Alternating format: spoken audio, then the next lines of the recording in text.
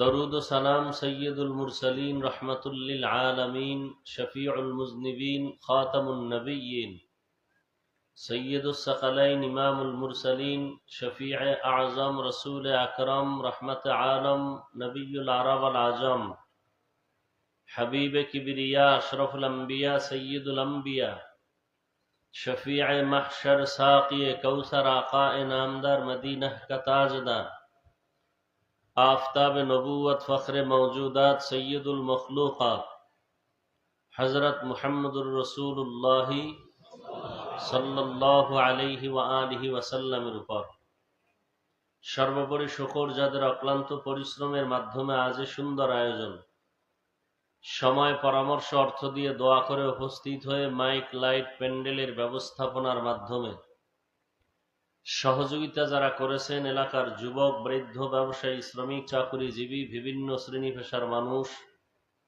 জনপ্রতিনিধি, প্রশাসন, উলামায়ে হযরত, আইম্মায়ে মাসাজিদ, মাদ্রাসা কর্তৃপক্ষ প্রত্যেককেই আল্লাহ রাব্বুল আলামিনের খেদমতের বরকতে দুনিয়াতে শান্তি, পরকালে মুক্তির ব্যবস্থা করে দিন।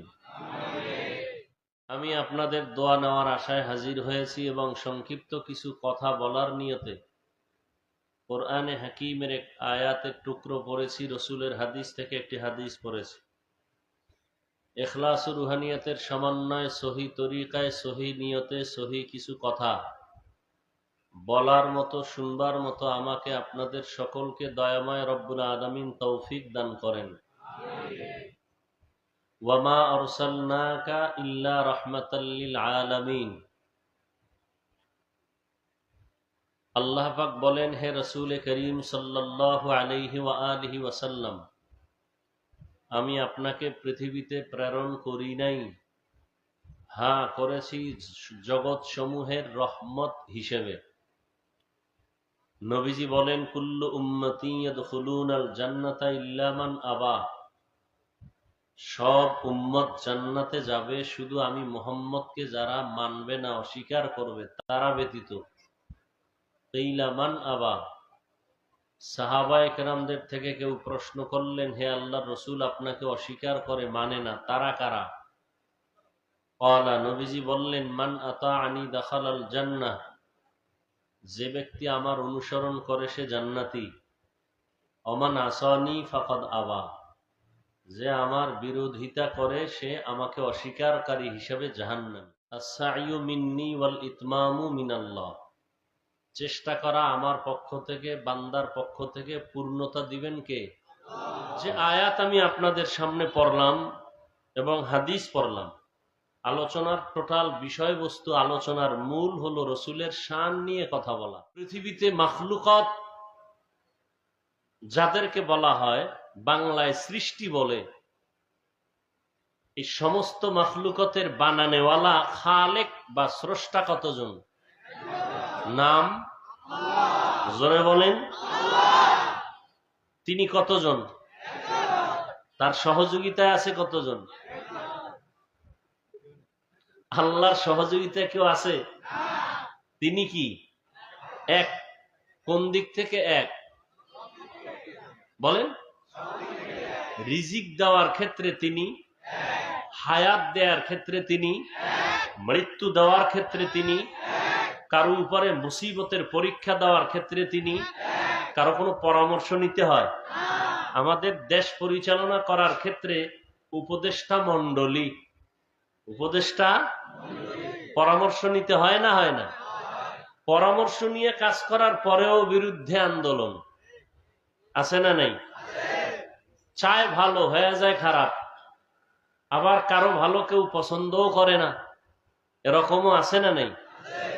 আল্লাহর কোন কাজের সিদ্ধান্ত নিতে পরামর্শ লাগে?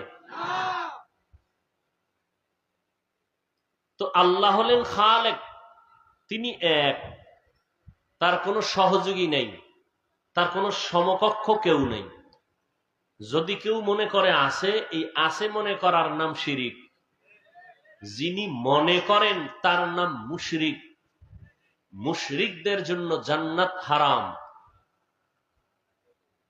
আল্লাহ হলেন এক, খালেক। তিনি কয়জন? আপনাকে এলাকায় খালেক আছে না? অনেকে ডাকে খালেক, এদিকে আসো। খালেক কতজন? আপনাকে এলাকায় আবার খালেক হইলে তো 2 জন হয়ে গেল। তিনি খালেক না, কি বলেন? আব্দুল খালেক, খালেকের বান্দা। একজনের নাম আল্লাহ হলেন রাজ্জাক, রিজিক দেন।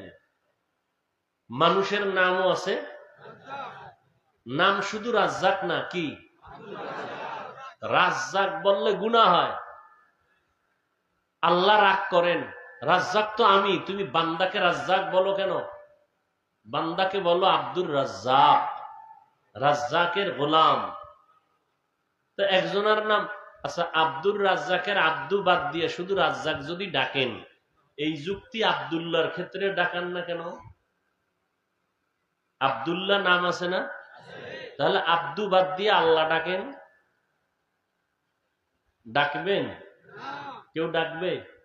তাহলে আব্দুল্লাহরে যেমন আব্দু শব্দ সহ ডাকতে হবে, ঠিক আব্দুর রাজ্জাককেও আব্দু শব্দ সহ ডাকতে হবে। আব্দুর রাজ্জাক, শুধু রাজ্জাক ডাকলে হবে না।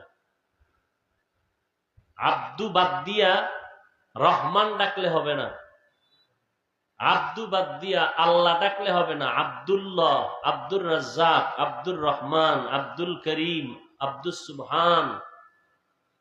আর নাম অত সুন্দর করে ডাকি না। জগৎ সমূহের জন্য তিনি রহমত, তার প্রত্যেকটা কথা রহমত, কাজ রহমত, কদম রহমত। যেখানে কদম দিছেন রহমত শুরু হয়ে গেছে। মক্কায় কদম দিছেন, দাম বেড়ে গেছে। মদিনাতুল মুনাওয়ারা এমন একজন ব্যক্তি, আমার নবী। কার নবী? কার নবী? যদি বলতে পারি আমার নবী, আর নবী যদি বলেন আমার উম্মত, বিনা হিসাবে জান্নাত।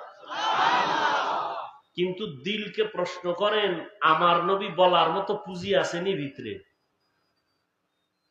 আমার নবী মুখে বললে কি হবে? দিল থেকে আসতে হবে আমার নবী। আর দিল থেকে তখনই আসবে যদি আমার ভেতরে নবীর আদর্শ থাকে। আল্লাহ সবাইকে নবীর আদর্শওয়ালা বানায় দেন।